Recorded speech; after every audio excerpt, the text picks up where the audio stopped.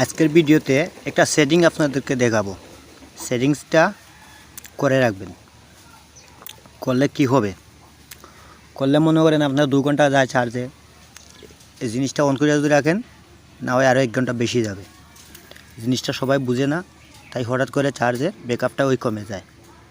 তো সেটিংসটা সোজা যাবেন প্লে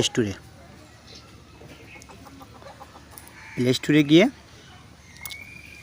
কোথায় যাবেন, সোজা আপনার লোগোতে যাবেন। লোগোতে গিয়ে টিপ দিবেন। এখন এটাতে টিপ দিবেন, আমি দেখাচ্ছি। ওই যে এটাতে টিপ দিবেন।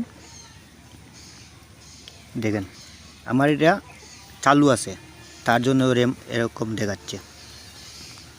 বুঝতে পারছেন, আমারটা চালু তাই এরকম দেখাচ্ছে। তাই এখন কি করবেন, আচ্ছা এখন এইখানে টিপ দিবেন আমার